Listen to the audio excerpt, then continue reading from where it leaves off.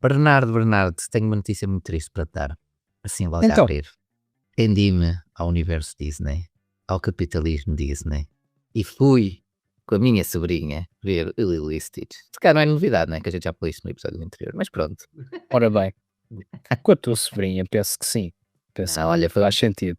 foi muito giro. Gostei, não achei o filme assim, pá, nada de especial, mas acho que resulta muito bem para aquele público mais infantil. Epá, e a minha sobrinha adorou, e houve lá uma parte que ela até se emocionou, o que foi muito, muito giro. Qual foi a parte? Que é para perceber se eu estou em sintonia com os mais jovens. Então vá, spoiler alert, vou dizer mais uma vez, se alguém tiver a ouvir assim, tipo, não Para um nos filme bem que tem mais de depois. 20 anos. Sabes que ela já tinha visto, foi engraçado, ela já tinha visto o original, e depois, no final do filme, não sei o quê, estava a comentar as diferenças que havia, e ela sabia muita coisa de cor, e coisas que apareciam, que não apareciam no outro, etc, etc. Mas pronto, Não, a parte, sobretudo no terceiro ato. exatamente, foi mais no final, ela estava a dizer, que depois no final a Lilo era diferente, e depois eles iam para a nave, e aquilo já não era bem a mesma coisa, mas pronto. A parte onde ela se emocionou mais foi quando o Stitch quase que ficou ali meio que afogado, não é? E sabes que a minha mente perversa ficou a pensar, que agora era giro se tivesse assim um tubarão e tipo cortava-lhe a cabeça e era só sangue, era ver os miúdos todos na sala de cinema a berrar e a fechar os olhos e a chorar. Por uns momentos eu senti assim, epá, ficava tão mais giro o filme. Isso foi uma fantasia negra, não Não foi? foi? Tiveste aí no meio do Lilo e Stitch. A minha Não foi mentira nessa tinha parte. Bernardo, Não foi de mas facto nessa parte que chorei. Foi um bocadinho mais perto do fim, quando ele de facto, pronto, fica. Spoiler na na terra, não é? na Né? Terra. Portanto, a tua sobrinha chorou um bocadinho mais naquele ponto quente do drama em que Exato, o Stitch está em apuros. exato. Portanto, significa que estava a funcionar com ela também o filme. E ela gostou, não foi? Estava. E sabes que foi uma sala muito cheia, assim, com pais e miúdos, e estava lá muita miudagem, e é muito, muito giro. Já não vi um filme, vá, de animação para um filme infantil há muito tempo em sala mesmo, e assim, mesmo a sala muito cheia, com muitos miúdos, e ver a reação dos miúdos a rirem-se, a ficarem emocionados, assim, o silêncio constrangedor que existiu nessa cena. E eu estava-me cá também a olhar para o ambiente da sala de cinema, e é tão bom ver, assim, os mais jovens, mais pequenos, a ficarem ainda deslumbrados pela sétima arte, pela sala de cinema, aquilo que os provoca e que eles depois ficam a falar sobre o filme.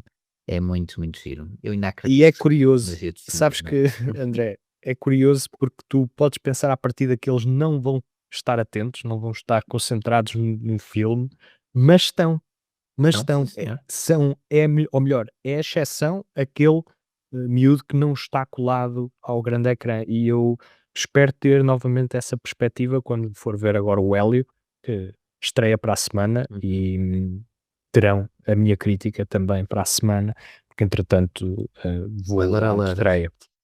Portanto, Spoiler alert do próximo episódio. essa já vai estar na calha. Pois quero uma comparação, Bernardo, para saber qual é a Olha, melhor. e esta semana estreia, por exemplo, o Como Treinar o Teu Dragão, que partilha aqui créditos com o Lilo e Stitch, pelo menos o argumentista. Portanto, ele está a ter Pois, um verão bastante quente. exato, exato. Olha, é giro, e está na fase de filmes de animação, os blockbusters de verão também vêm aí, começam a vir, e lá está, vamos ter mais estreias de animação, sem dúvida, mas olha, focando agora aqui também, já agora, nesta semana, vamos aqui a ela e a este episódio, mas antes disso, aqui, vamos ouvir aqui um recado que temos aqui do nosso patrocinador.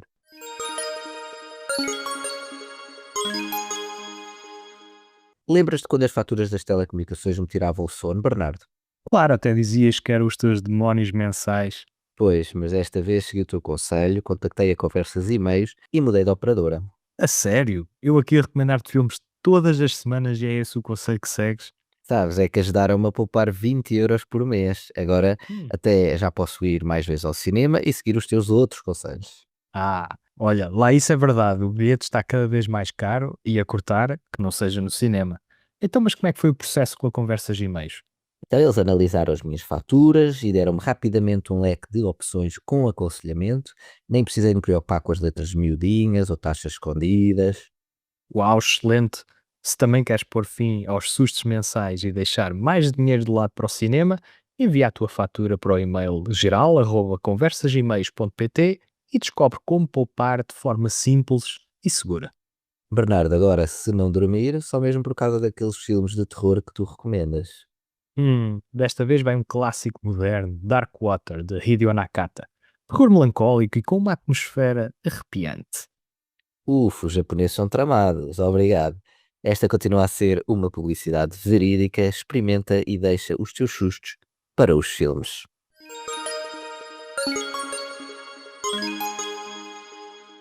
Como treinares o teu dragão de Dean de Blois é provavelmente a grande estreia da semana em termos de bilheteira. Aqui um remake do filme original que esteve entre nós há pouco tempo. Eu penso que isto é um remake precipitado. O realizador é o mesmo que tem acompanhado a saga. Não sei se achas precoce como eu ou se já estamos a encarar isto com alguma normalidade, termos remakes em ação real de filmes de animação que ainda há, quê? 11 anos, 10 anos, estavam nas salas de cinema. Qual é a tua opinião sobre isto? O capitalismo a funcionar, Bernardo. É assim, estamos a este capítulo do capitalismo, não é? O Eu late sinto stage que capitalism. Tu não puxes por mim, Bernardo, que eu vou por aí fora. É assim tu que estás funciona. muito enraivecido. Não gosto de dar dinheiro ao grande capital, Bernardo. Hã? Eu aqui a usar grandes palavras. Não, não estou enraivecido, Tu estás a mas transformar este podcast numa campanha política pelo PCP. exato, exato. Eu vou-me candidatar, Bernardo. É isso, vou fazer aqui um anúncio. Vou-me Pronto. candidatar ao não, estou a brincar. Bem, Ai, ai. um devaneio, um devaneio. Temos outro filme, olha, bastante político, A Grande Ambição, que também entra aqui com ideias comunistas e socialistas, portanto pode ser um filme que estejas predisposto a ver, um drama histórico de Andrea Segre, portanto ficas aqui com a nota, A Grande Ambição, pode Hum, ser o filme para ti esta semana.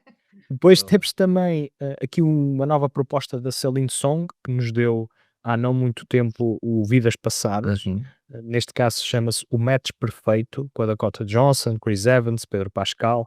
Promete ser aqui um drama cómico com muito romance à mistura, que poderá valer a pena. uhum. Depois temos também The Hild com Amor, um filme de Andrés Dresen, que é uma proposta mais dramática que nos leva para o coração da Alemanha nazi. No streaming há também uma novidade, que é uma estreia exclusiva da Filmin, que se chama A Sensação de que o tempo para fazer algo já passou. Hum, É um título curioso, não é? é sim senhor. Já vi o filme, embora não entre aqui nas críticas da semana, mas é a primeira longa-metragem de uma realizadora norte-americana chamada Joanne Harnow, que tem a curiosidade de ter sido produzido pelo Sean Baker. Portanto, este é um dos principais selling points, pontos Uhum, de benefício do filme, que é uma comédia tragicómica que em mosaico, um filme muito peculiar, no qual a Joanne Harnow, que é realizadora e argumentista, também a protagoniza e está muitas vezes no integral e tem aqui algumas características de BDSM e uma ligação muito ténue entre o mal-estar dela no trabalho e a sua incapacidade de formar relações duráveis, ou pelo menos uhum, que ela com as quais ela se sinta satisfeita para lá do mero prazer sexual, com alguma bizarria à mistura. No entanto, voltando aqui às estreias no grande ecrã e 2 delas que vamos abordar aqui no podcast, Um Silêncio de Joaquin Lafosse, com o qual, conversei e, portanto, poderão, assistir à entrevista, daqui a nada, um drama belga, de um realizador que tem dado cartas no panorama internacional. Depois temos também uma primeira longa-metragem em termos de ficção, de Lea Todorov, que se chama Maria Montessori, uma figura histórica bastante impactante na educação. Ela revolucionou o sistema de ensino, ela é a mãe do ensino moderno. e a Lea Todorov leva-nos aqui a encenar as circunstâncias em que ela, de facto, conseguiu aplicar os seus métodos e revolucionar, então, a maneira como aprendemos. E, portanto, um drama histórico com o seu interesse, que vou analisar já de seguida, a par também de uma estreia da semana passada, que se chama precisamente do universo de John Wick, Ballerina. Pois é, eu não cheguei a tempo na estreia, mas entretanto vi-o e será o primeiro filme a abordar agora no podcast.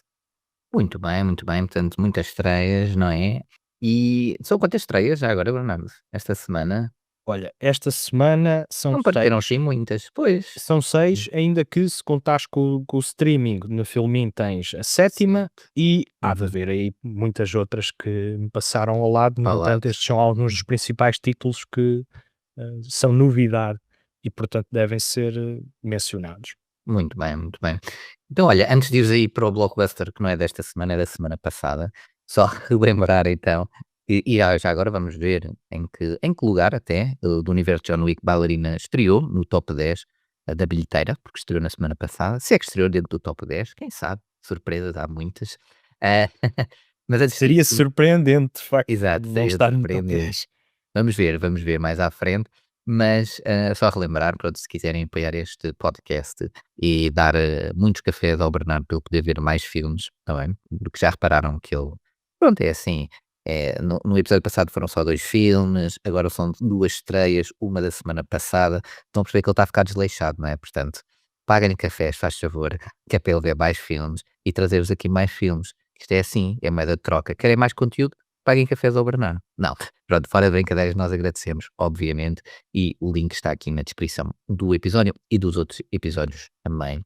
E portanto, Bernardo, este John Wick, aliás, do universo de John Wick, isto já é o quê? Pá, o oitavo filme, isto já é tipo Velocidade Furiosa, não é? Bernardo?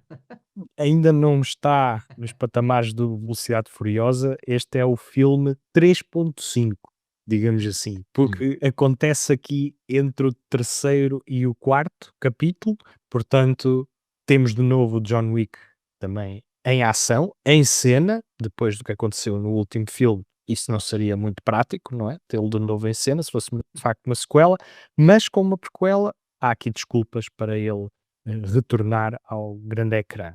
Dizer antes da crítica que estou a beber um cappuccino de pistache. Isso existe?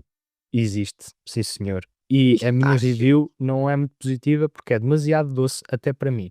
Ainda que pode ser o meu paladar. Pode ser o meu paladar hoje, fui ao dentista e pode estar adulterado. Portanto, eu vou-lhe dar mais uma ou duas tentativas. Aliás, pausa para beber o cappuccino de pistache.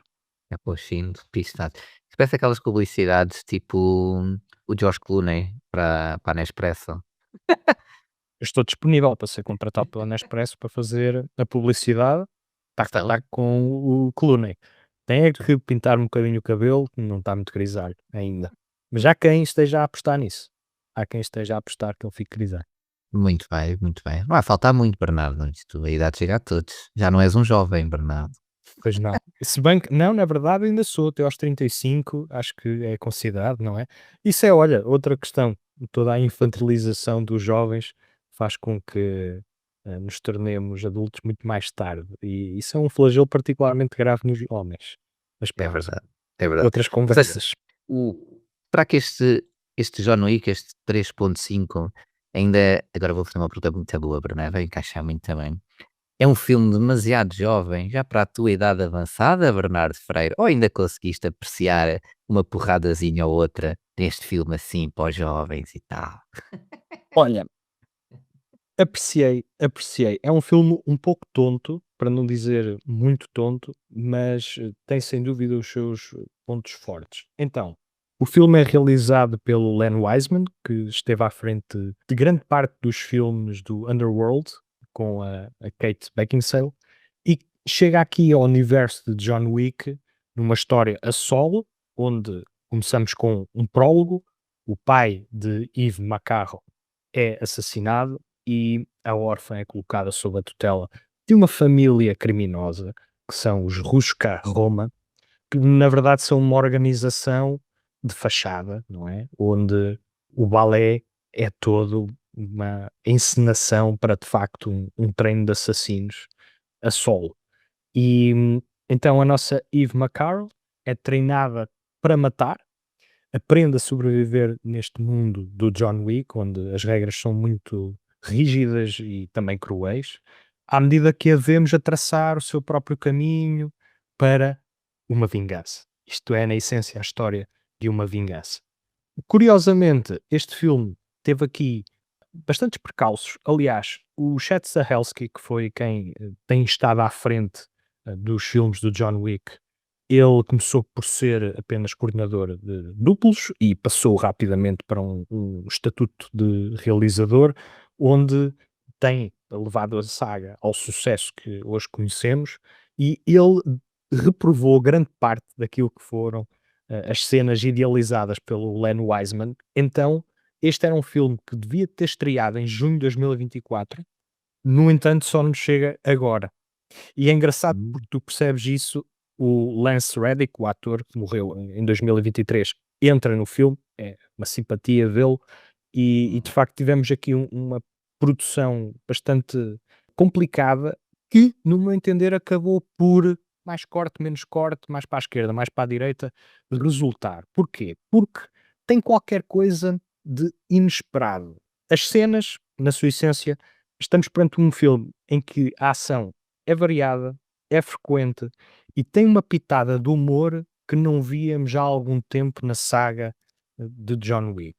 Vemos, por exemplo, lutas onde de pratos a serem atirados de um lado para o outro, até várias acrobacias com granadas de mãos ou até mesmo lança-chamas. Aquilo que eles fazem é encontrar no seio da ação várias maneiras criativas, aliás, de encenar uma série de embates onde conseguimos aproveitar a adrenalina, onde está tudo bastante bem coreografado. Penso que em termos de coreografia não perde para um John Wick 3 ou um John Wick 2, por exemplo. Portanto, estamos de volta à saga que conhecemos e, portanto, esses reshoots, essas Uhum. rodagens que Extra. tiveram Uhum. extra, serviram muito bem o filme, porque o que acontece é que não temos aqui, em termos de história, nada de particularmente interessante, é bastante banal. Aliás, não faz justiça às capacidades de acting da Ana de Armas, que nos deu um vislumbre do que conseguia fazer em matéria de cinema de ação no filme No Time to Die. A partir daí, nós estivemos logo, ou pelo menos eu estava, expectante que ela entrasse em mais filmes de ação, porque consegue conjugar aqui tanto a perícia corporal, como a sexiness, como os acting skills que lhe permitem ser aqui uma heroína interessante e portanto, aqui o que vemos é um bom desempenho da atriz que acaba por ser pouco aproveitado em termos de falas, diálogos e desenvolvimento de personagem. É tudo muito simples, muito banal até. No entanto, aquilo que continua a sobressair é a ação, é o fator inesperado. Temos aqui qualquer coisa como uma cena que está a decorrer e do nada a ação emerge. E isto acontece várias vezes ao longo Dois momentos. do filme. E o resultado acaba por ser um filme onde estamos sempre um bocadinho de pé atrás, não estamos realmente seguros. E isso acaba por espelhar um bocadinho a condição da protagonista e acaba por resultar numa experiência de ação imersiva e que não fica muito atrás da média dos filmes do John Wick, embora não supere o último, que para mim é o melhor, uma obra-prima do cinema de ação, onde o Keanu Reeves conseguiu superar-se toda a equipa com set pieces, não é? Portanto, cenas-chave completamente extraordinárias. Ainda assim, o Ballerina é um ótimo filme para fãs da saga e, sobretudo, para fãs de cinema de ação. Ainda sentes que tens um jovem dentro de ti que consegue apreciar os filmes de ação? É isso, Bernardo Ferreira. Eu consigo apreciar qualquer género, André. Eu sou bastante multifacetado, eclético. Agora, tem é que ser bons filmes. Mais nada, é isso mesmo. E olha, e é para isso que estás aqui, Bernardo, é para apresentar bons filmes às pessoas, está bem? Não tragas Ou maus não? filmes, ou não, pois. Vamos ver, olha, vamos ver. O primeiro de 3 parece-me que é uma nota positiva, portanto, vamos ver se os outros 2 não desiludem ou não. Mas antes disso, temos para um deles, que é o filme Um Silêncio, que é realizado por Joaquim Lafosse, a que tu tiveste à conversa, não é, Bernardo?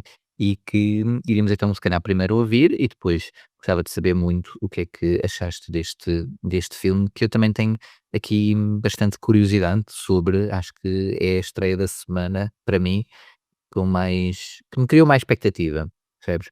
E portanto, muito curioso para a conversa e para saber o que achaste de No Silêncio, mas antes disso, vamos então ouvir a entrevista. Joaquin Lafosse, welcome to the show. How are you? Fine, fine. It's a pleasure for me to present the movie here in Portugal and to speak with you about the release in your country. You're here to talk about your new drama, Un Silence, a film about the weight of silence within a family. For over 20 years, Astrid lived alongside her husband, a respected lawyer, never speaking about what she knew until he's accused of sexually abusing minors.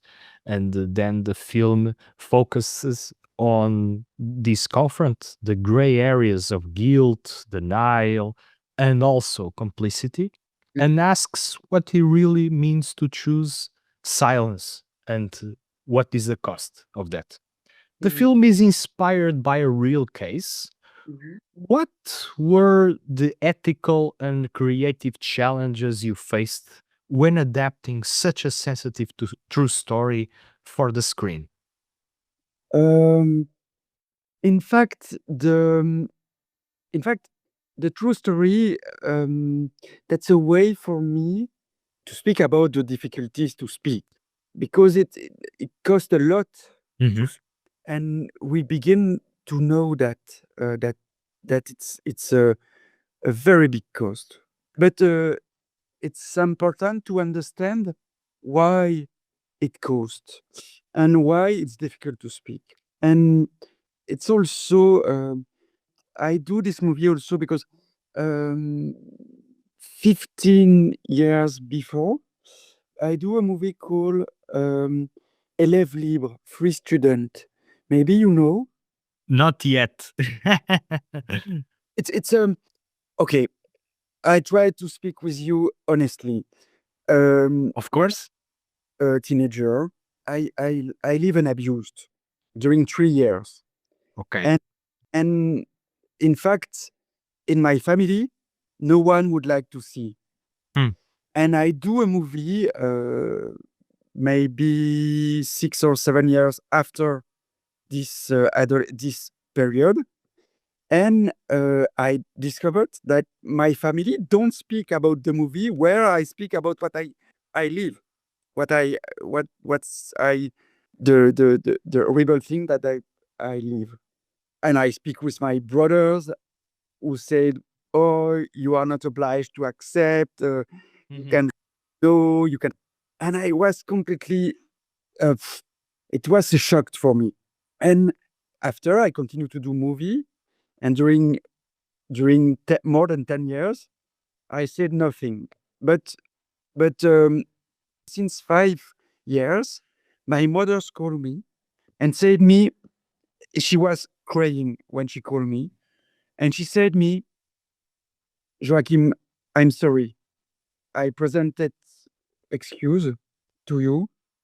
I see your movie, and in fact, I refused to see before because a friend of me said to don't see because they think that it would be difficult for me. And she asked me, "Okay, I see.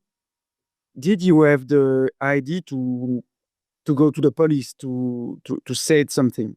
And I said to her, "Sorry, but since more than 20 years, 25 years, I do psychoanalysis. I live with these difficulties. And I don't, in fact, honestly, I don't have the power and the energy, Mhm. you understand maybe the force Yes. to do that. But the words of my mother, and to listen my mother to say, okay, sorry, I know. And and she asked me, how are you? Simply, how are you? Mhm. And since this time, in fact 5 years, my life changed. I was more, I began again to be more quiet. Yes, it was very important. And in fact, when I have this phone call with her, it was the moment where I began to work about the true crime, the true story, the famous Well, true crime in Belgium. But after this phone call, I understand why I choose this true story, yeah. because that's the story of a mother who refused to see, but she know. And I'm sure that my mother know that something was not really nice, Mhm. but it was difficult for her to see, to speak to. And I understand that it's not okay. It's not the best way. It's not the better do the way to do something for his children. Okay, but after that, that's the fact, and I accept, and I forgive with my mother, because in fact my mother, that's not my mother who was the criminal. Yeah. In the movie that I do called Free Student, you can see that it's not the false, like in the movie, like in Un Silence. The mother, okay, the silence of the mother, it's a real problem, but the criminal, it's not the mother. The criminal, Of it's the course. Of course. Of course, but to choose to end the conversation suddenly became real personal. I wasn't expected. I knew that this was based on a real story. I didn't know that you had such a terrible experience. I'm sorry to hear that, Joaquin. But I see that you, in a way, exorcised your demons through cinema and through storytelling, and also by speaking. Well, by hearing your mother speak. Yeah, that breaking the silence was really important. And that was what Astrid wasn't capable to do. yes. But when you present the film in the San Sebastian press conference, you said that for you, Astrid was the victim, as you were saying right now, that you empathize with her. You didn't make a moralizing film, and I agree. En Silence isn't moralizing, but you also mentioned that you don't entirely refrain from taking a position on the story you're telling. In the end, we are seated in court and the film closes with Astrid's face. What motivated this final shot? You know, the silence of Astrid, it's a real problem. And it's, but in French, we said non-assistance à personne en danger. You have someone in danger. You have his brother are in danger, and she don't speak about that. But maybe she's too, she's too, I don't find the words. She don't have enough powerful to speak. It's not easy to speak. She's not confident enough to Exactly. speak about it. Yeah, it takes energy, it takes willpower. It's really complicated. Yeah, yeah. For example, I do a movie where I show what's happened with me when I was teenager, but in fact, I don't say, okay, it's me. I speak no, and never I have the force to go to the police.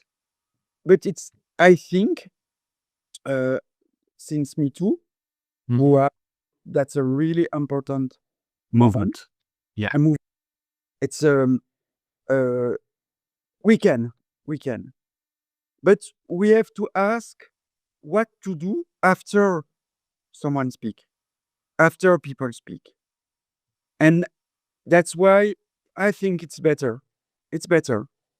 That's she speak, that's my mother speak, that I speak. And after we have to change. We have to understand what happened. And I hope the audience do his job as a spectator after the movie to do his own film and to ask, because everyone sometimes we don't speak. Yeah. Everyone has their silences, right? That's the good question. Also, you have a lot of question in there, but that's Yeah. also the Yeah. question. One other question I'm intrigued about is about filmmaking. Well, Mhm. I've always found it particularly fascinating how filmmakers shoot silence because they have to create intrigue in the audience's imagination Mhm. without immediately verbalizing what's happening. That to me is really difficult to do. And I want to ask you, how did you keep the audience interested in the drama while still holding back important details of the story? It's for me the best way. That's the in French we said hors champ. You understand hors champ? It's Mm. decide to don't shoot, don't show what's happened. Mhm. For example, um, um, it's important I refuse to shoot um, the, the, the, the, the, the crime, in fact. Not to say that we don't have crime, but Hmm. when a crime with a violent image, you stop to think on it. In fact, you are in the trauma situation, and you stop to think. When you are abused, when you leave a violent situation, you stop to think. You are afraid, and you Yeah. stop to think. With the image, it's the same thing. I refuse to give to the audience violent image, but I speak about the violence. I I let the imagination about the violence, and I don't say the violence don't exist. I said the Yeah. violence, Yeah. ex- Yeah. but I don't like violent movie. In fact, violent image, Yeah. because violent image destroy our capacity to think. Yeah, it's also you were saying these things about violence, and I was reminded of Kubrick's Clockwork Orange, which at a certain point forces the protagonist to see violence, and they think it is a process of disgust. The more violence you see, the more disgusted you are about what you are seeing. It is a critique. You have an opposite approach, which is less violence on screen to emphasize the thinking process about what is happening, right? Because it doesn't avoid the violence. We know when the violence is happening, but we don't see it, we imagine it, right? Yes, as and in life, it's often like that.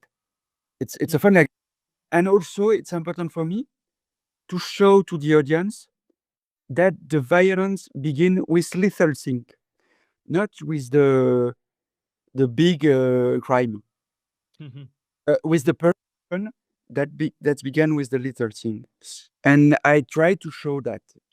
But also as a director, it's a pleasure for me to to organ to do the mise en scène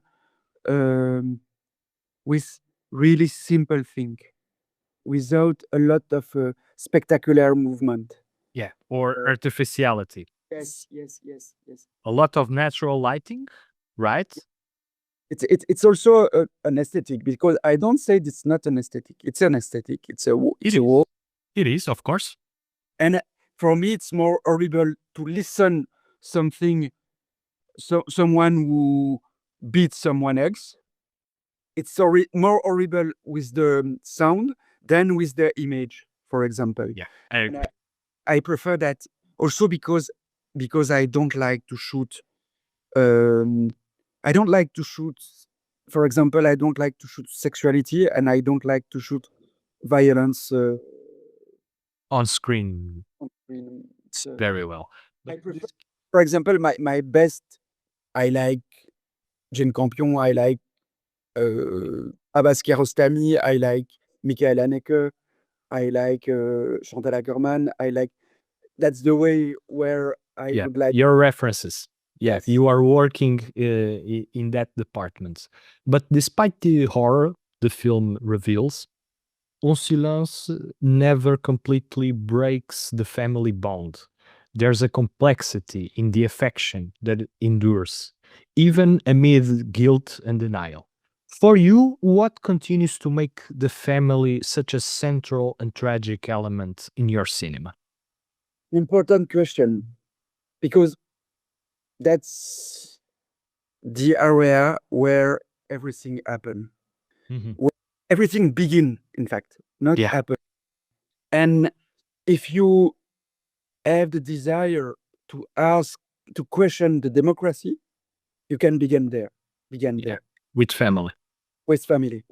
And after, if you have a family with violence, with difficulties, because sometimes violence arrives because sometimes violence, it's that's the way of the fragile people. You are sometimes violent because you know the violence where you are children, for example, and you reproduce the violence. But you have to stop that, and that's why also to speak about violence, it's also the way to propose to the people to change, in fact. And for me also, but it's okay for everyone, in fact. For me, family, and why?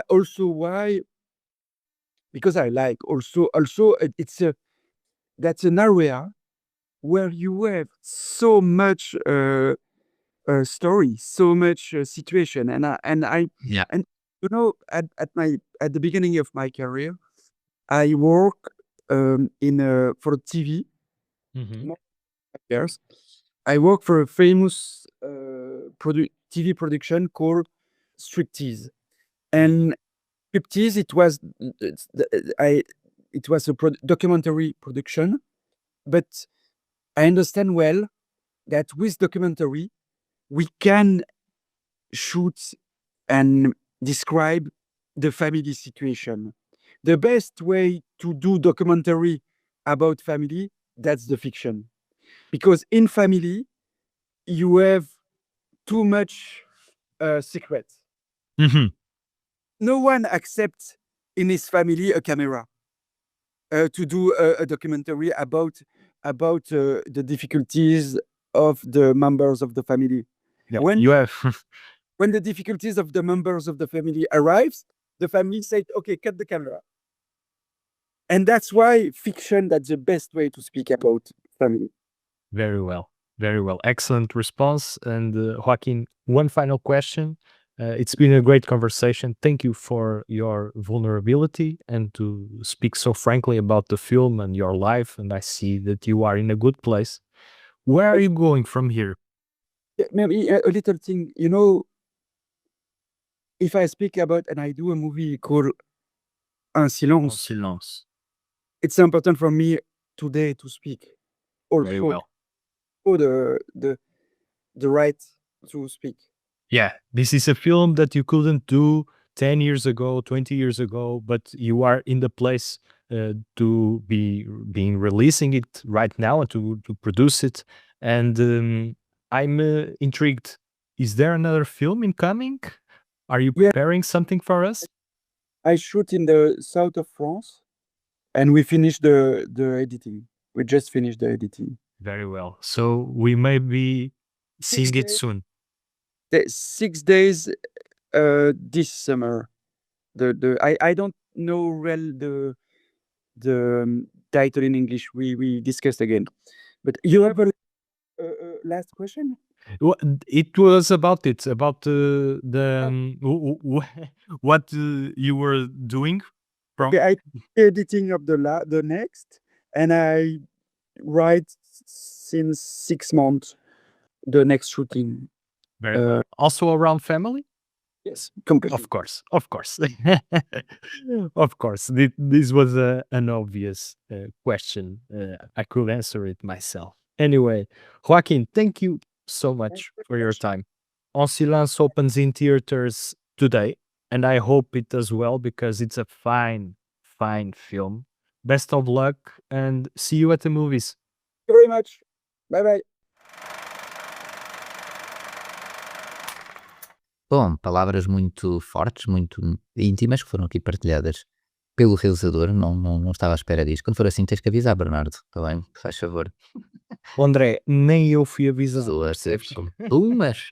Eu queria fazer uma entrevista e preparei-me, naturalmente. Não tinha ouvido esta história Uhum. e também fui impactado de uma maneira que condicionou naturalmente a entrevista, não é? Quando no início descobres que parte daquilo que influenciou o filme foi o passado do realizador e um silêncio, lá está, um silêncio com o qual ele só consegue Uhum. lidar agora, neste ponto da vida dele, e só agora é que conseguiu não só realizar o filme, como também estar o suficientemente à vontade para conversar sobre esta história. Exato. Porque, de facto, a questão dos abusos sexuais é bastante complexa e abordá-lo em cinema ainda mais complexo é, Uhum. porque requer aqui um certo tato e sensibilidade, não é? Que infelizmente o realizador recorreu não a uma investigação extensa, mas também ao seu próprio passado. Sua própria experiência, pois. Isto Pois. é. Lá está, foi uma conversa muito aberta, é verdade. Pareceu-me realmente também ser uma pessoa que sabe muito bem aquilo que quer fazer, ou seja, aquilo que quis realizar, não é? Que quis passar com o filme e, e foi bem sucedido nisso, passando aqui já, se calhar, mais à tua análise e a nível mesmo do filme em si. ah, Como é que foi essa experiência?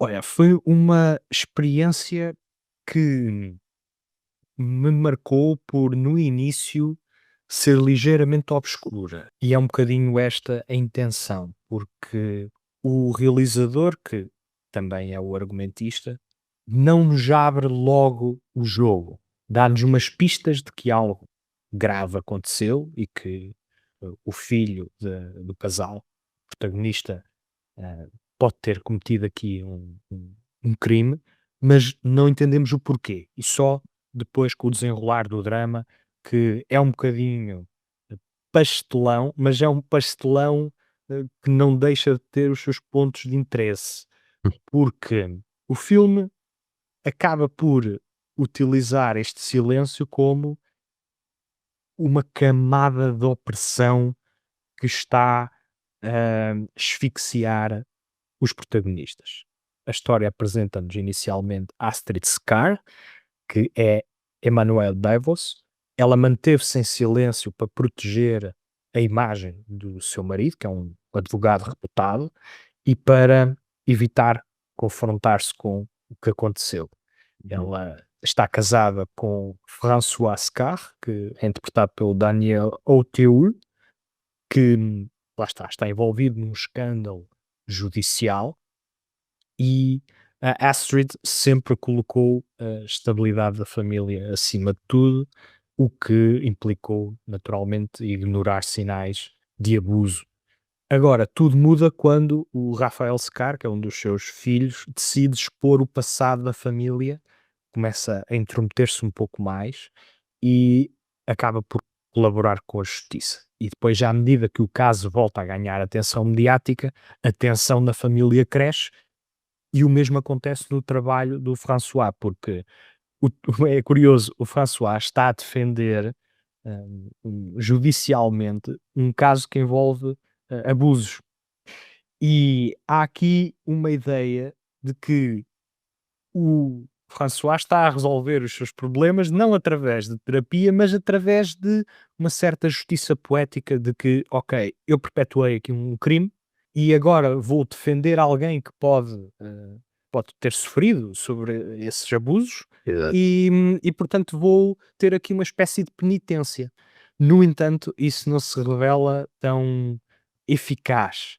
E aquilo que o Lafosse consegue com um silêncio é aumentar gradualmente a tensão, revelar a informação a conta-gotas, sem, e esta é a parte surpreendente, sem nunca recorrer necessariamente ao melodrama.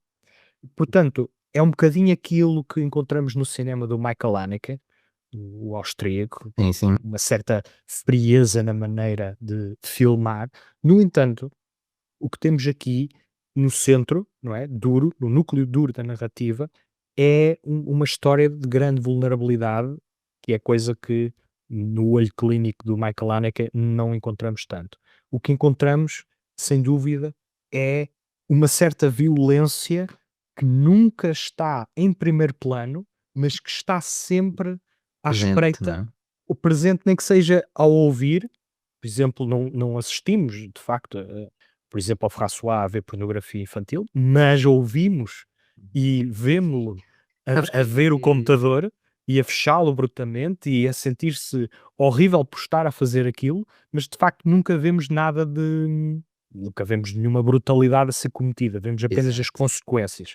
E eu penso que é muito interessante a maneira como o Lafosse filma a ação e Uhum. acumula dramaticamente o interesse na história, sem revelar tudo de uma vez ou filmando apenas as personagens mais isoladas, com as luzes mais baixas, ou mesmo ele vem de uma família burguesa, portanto tem bastantes condições monetárias, mas nota-se que há uma asfixia paulatina no ar. E isso emocionalmente é bastante absorvente e o filme penso que acaba por ser recompensador da atenção que no início pode custar um bocadinho. Não é um thriller acelerado, nem pouco mais ou menos. Portanto, é uma obra que eu entendo como perturbadora, Uhum. que apela à reflexão e que fica connosco depois de assistirmos ao filme, porque recordamos a sensação de estar a assistir à desintegração daquela família que advém de um único fator, do silêncio, do encobrimento, de uma Exato. cumplicidade que acaba por ser bastante danosa para toda a família. É como um veneno que tu vais Hum. tomando diariamente e, portanto, a solução aqui é falar. E o Lafosse é muito contundente nisso. Ele não tem uma atitude moral perante o filme, no entanto, Uhum. não deixa de passar a sua mensagem e a mensagem é clara: não nos devemos calar. Exato, muito. Sabes, quando estava há bocado queria-te interromper no sentido em que toda esta descrição que tu fizeste, até a nível das brutalidades, etcétera, nunca está no primeiro plano, mas estão sempre lá e ouvem-se, etcétera, fez muito lembrar, aquilo que Jonathan Glazer fez, por exemplo, com a Zona de Interesse. A nível de técnica, ou seja, no sentido de nunca vês nada, não é? Mas está lá Uhum. sempre. Ali é muito, obviamente, através do som, através também Sim. daquilo que é dito, mas não vês nenhuma brutalidade, não é? Sabes que eles estão ali, ao lado do campo de concentração, mas não vês nenhuma brutalidade. Aliás, não vês dentro do campo em si, não é? Vês ali só a Exatamente, fronteira. E exatamente. aqui, pela descrição, foi o que me fez lembrar. Sabes, é filmar o não dito. Há pouco Exato. tempo tivemos uma estreia chamada O Silêncio de Julie, Uhum. que também estava relacionado com um caso de abuso, no qual a protagonista também era incentivada a falar e não conseguia, e então nós víamos a rotina da tenista de alta performance, Uhum. sem necessariamente vermos uma grande evolução do enredo, apenas assistimos o seu cotidiano à medida que ela se cala. Uhum. E à medida que o drama avança, o facto dela não falar é um ponto que se agrava. E eu acho fascinante a maneira como certos realizadores filmam os silêncios de uma maneira interessante. Eu penso Hum. que o Lafosse é mais dotado do que o realizador do Um Silêncio Jolie, Uhum. que salvo erro chama-se Leonardo, agora não me estou a recordar do apelido. No entanto, penso que aqui é um bocadinho mais tenebroso o silêncio, um bocadinho Muito bem. mais ofegante e portanto o Joaquim, exato, o Sim, Joaquim está certo agora. o Joaquim Lafosse está mais de parabéns. Muito bem, muito bem. Já agora vou só deixar aqui uma mensagem em inglês, porque a entrevista foi em inglês. Se ainda nos estiver a ouvir até agora. Thank you so much for the time and for your interview and for opening up so much. We really appreciate it and I wish you good luck with the movie, not only in Portugal, but also in other countries. Thank you very much. E voltando aqui ao português, É uma recomendação estreia, sim, uma forte. recomendação Uhum. Isto, eu estava com robusta. expectativas e as minhas expectativas, pelos vistos, são merecedoras. Acho que infelizmente não vai ter os números que merece. No entanto, esta é a minha recomendação para que vão ao cinema Muito esta bem, semana. muito bem. E olha, Bernardo, mudando aqui agora um bocado o tema, e já que falaste até em números, calha bem, indo aqui dar um olhinho então ao fim de semana passado, 5 a 8 de junho, portanto, às estreias que levaram mais pessoas ao cinema em Portugal. E antes de começar aqui em décimo lugar, só um destaque para o 11º lugar, portanto, o filme Portugueses, que trouxeste aqui e que tiveste também uma entrevista com o realizador Vicente Alves do O, portanto, que é, infelizmente, a estreia portuguesa, ou seja, o filme português mais visto no fim de semana passado, e que levou aqui a pouco mais de 500 espectadores ao cinema, o que é sempre muito triste de ver, mas que quase que entrou no top 10, mas não conseguiu, por muito pouco, mas pronto. Mais 3 ou É, 4 rabos sentados e e já superava foi. o Thunderbolts. É verdade, é verdade. Fico um pouco triste porque, olha, por exemplo, o Thunderbolts, que está em 10º lugar, vai na sua sexta semana. É um filme, obviamente, americano, é um blockbuster que teve algum tempo em primeiro lugar e que teve em 9 ecrãs, e o português esteve em 26, e que não conseguiu, mesmo assim, bater o Thunderbolts na sua sexta semana. Mas pronto, Thunderbolts, pronto, em 10º lugar, obviamente, aqui um pequeno sucesso da Disney e Marvel. Em nono lugar temos outro blockbuster, um filme Minecraft, na sua 10ª semana aqui, portanto aqui realmente agora sim já passou a barreira do 500.000 de espectadores, no total, portanto acho que é o filme mais visto este ano, em Portugal. E depois, a partir do 8º lugar, temos então aqui uma estreia já, temos a Prisioneira de Bordeus, portanto um filme francês, a levar aqui quase 1000 pessoas ao cinema, portanto estreou aqui, este passou-me um bocado debaixo do radar, não é? Mas É um conseguiu filme entrar aqui no top. com a Isabelle Huppert e, portanto, só isso leva logo ali 400 ou 500 pessoas. Depois, mais 200 ou 300 hão de ter ido pela curiosidade, ou mais não seja, pela realizadora que no ano passado apresentou um filme que teve grande destaque na crítica portuguesa, portanto, Ah, Patrícia Monzui. uhum. Portanto, fica aqui uma estreia que eu próprio tenho bastante curiosidade e ainda não fui ver. Muito bem. Portanto, fica aqui a Prisioneira de Bordeaux, filme francês, na sua estreia aqui com quase 1000 espectadores, portanto uma estreia, acho que eu, considerável para o filme que é, a nível de marketing, de distribuição. Depois, em sétimo lugar, O Último Destino de Descendência, que vai na sua quarta semana, que desceu aqui também alguns lugares, portanto estava aqui em quinto lugar, desceu para sétimo, e que já não é o filme de terror mais visto da semana, já lá vamos. Depois temos o Esquema Fenício, na sua segunda semana, portanto tinha estreado em quarto lugar, desceu aqui para sexto, levou quase 3000 espectadores, mesmo assim, portanto nada mal, tinha levado pouco mais de 5000, portanto aqui ainda a ter bastante público. Um filme que eu quero muito ir ver, mas também ainda não consegui ir ver, mas hei de ir ver. Espero que ainda ao cinema, porque acho que merece ir a ver ao cinema, mas se não conseguir, paciência. Depois temos então, indo aqui entrando no top 5, Palhaço Diabólico, um filme americano de terror, que eu próprio não estava à espera de ver, pelo menos tão em cima, digamos assim, do top 10. Acho que não teve assim muita distribuição, mas tu, Bernardo, que és aí o expert em cinema de terror, tal este Palhaço Diabólico. Isto é tipo o It da Temu, ou não? É assim, eu ainda não o vi, Fiquei espantado com estes números, porque Pois. estava à espera que fossem um bocadinho mais simbólicos. É realizado pelo Eli Craig, portanto, não tem assim uma expectativa de outro mundo. No entanto, o que acontece é que, lá está, novamente, a estreia de terror da semana, há sempre algum entusiasmo por parte dos fãs que vão, semana sim, à procura desta estreia. E eu penso que foi isso que justificou estes números, porque não há ou uma propriedade conhecida por Uhum. trás, ou um marketing Pois. de outro mundo para com este filme.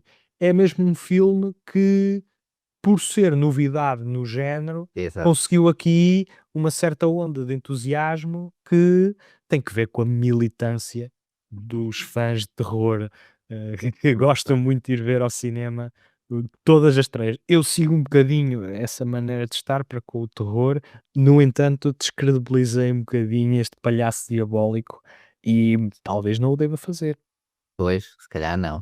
Olha, se acharem que o Bernardo deve ir ver o Palhaço Diabólico, já sabem que ele gosta muito do género de terror, fica também já aqui o recado que podem então enviar vossas sugestões, análises. Se foram uma destas pessoas que viu no cinema o Palhaço Diabólico, agora que estreou aqui em Portugal, digam-nos, está bem, se podem nos escrever por e-mail para correspondência@pereiremarques.cinema.pt ou então mandarem-nos uma mensagem através das nossas redes sociais que estão aqui na descrição do episódio.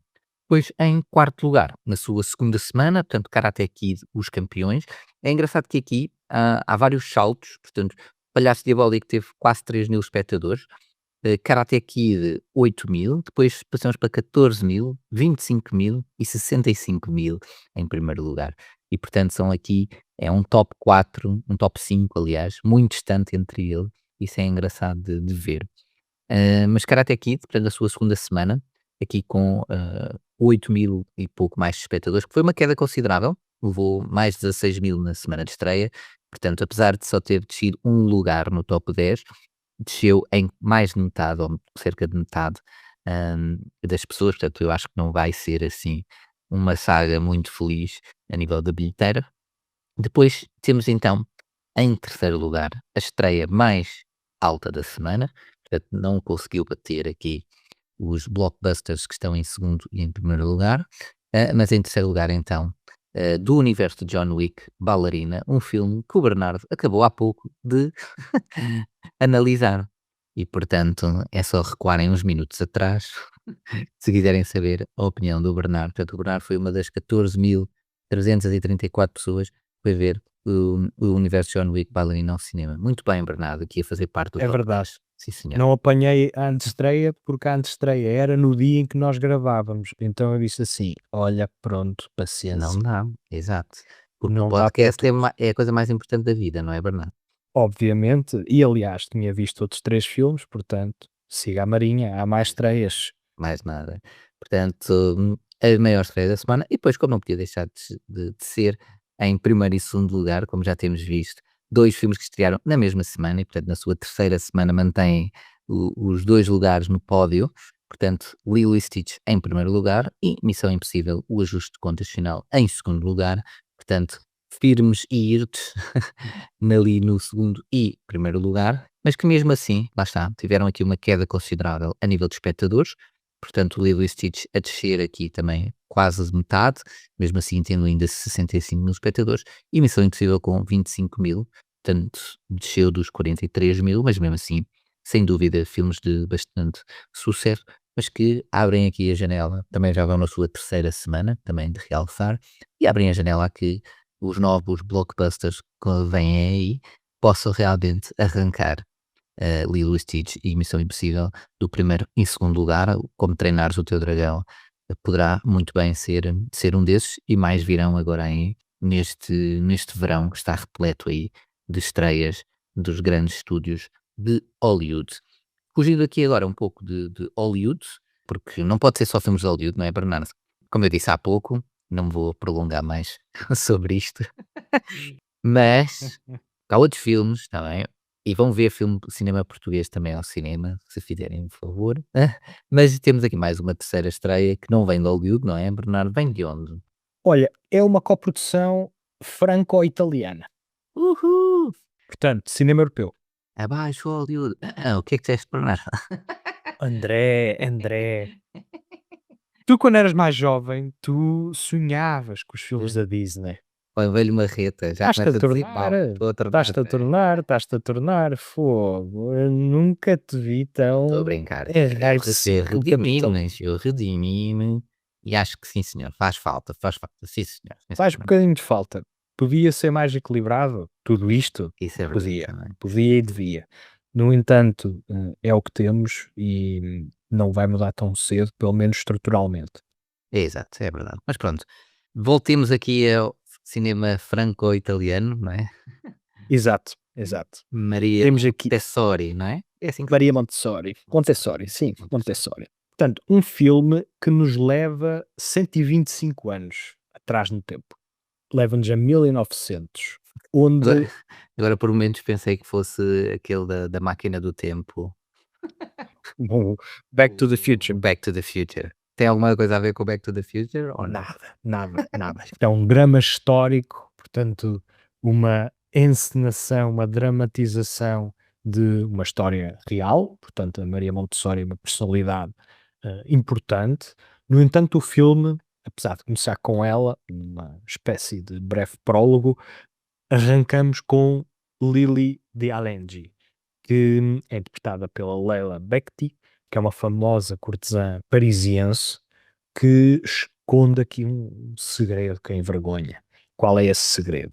A filha, que se chama Tina, nasceu com uma deficiência, portanto, algum espectro de autismo, não dizem exatamente qual é a sua condição, até porque, à data, não havia aqui um desenvolvimento científico robusto nestas matérias, quer dizer, eram idiotas, já eram postos de lado. Não, Exato. só não eram mortos como acontecia Ainda antes, depois. na Grécia Antiga, porque não calhava, pronto.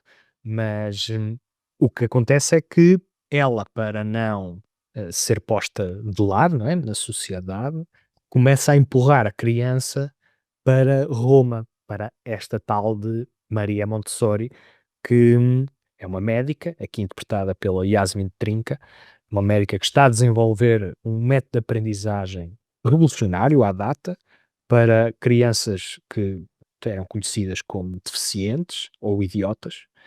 E a Maria, ela também esconde um segredo, que é um filho que nasceu fora do casamento. Portanto, estas duas mulheres vão procurar ajudar-se mutuamente e, no entretanto, acontece história.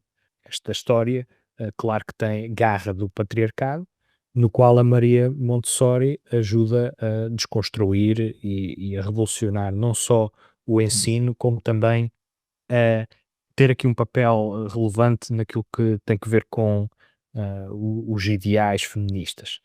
Agora, este é o primeiro trabalho de ficção de Leah Todorov e convém lembrar que, por exemplo, estando em 1900, em que Freud lançou o livro A Interpretação dos Sonhos, que começou, deu início aqui à psicanálise, e portanto, mesmo os métodos de ensino eram muito focados na figura do professor, muito autoritário, palavroso, com uma metodologia quadrada, mecânica e muitas vezes punitiva, enquanto que aquilo que trata este Maria Montessori tem que ver com o método Montessori. Nós vemos o método Montessori a nascer. E o que é o método Montessori? É um método no qual, para educarmos as crianças, precisamos de amá-las primeiro. É uma nova forma de estar na pedagogia que envolve amor, atenção personalizada.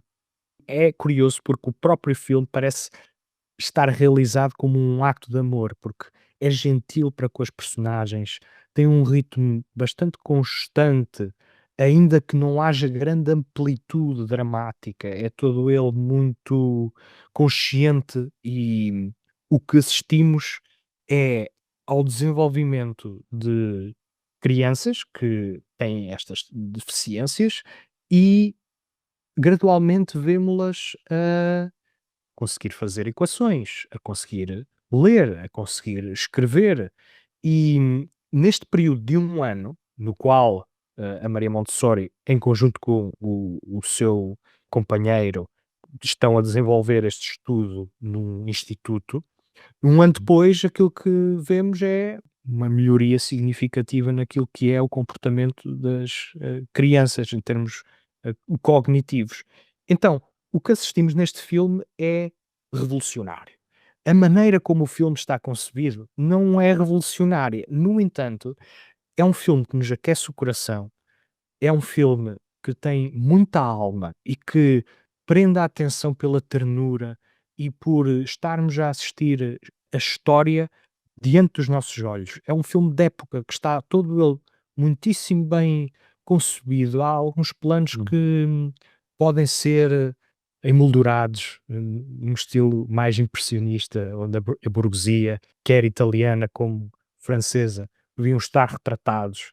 E, portanto, aquilo que vemos é um filme relativamente pitoresco, uma história muito bem contada e que prende a atenção precisamente por ter um tato e uma sensibilidade que me levam a querer acompanhar o trabalho da realizadora daqui em diante. É um filme que tem um, con- um controle muito seguro de uma realizadora que, para a primeira vez que encena um drama, supera-se mais do que seria de esperar. Portanto, esta não é a primeira vez que Montessori é levada ao grande ecrã. Há um outro filme, salvo erro, 2007, com mais de 3 horas, que eu nunca vi e que pode muito bem ter aqui um panorama mais amplo.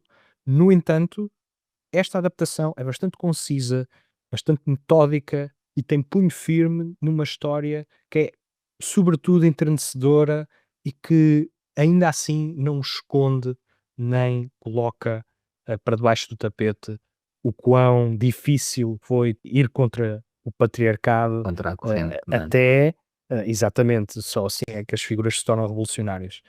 Mesmo com sacrifícios pessoais, esta Maria Montessori é mais do que bem-vinda ao grande ecrã. Muito bem, muito bem. Portanto, estão aqui as análises do Bernardo, portanto, 3 filmes muito diferentes e agora, obviamente, fora de brincadeiras, eu obviamente que é bom o cinema todo ele, quer dizer, não é todo ele, é bom, atenção.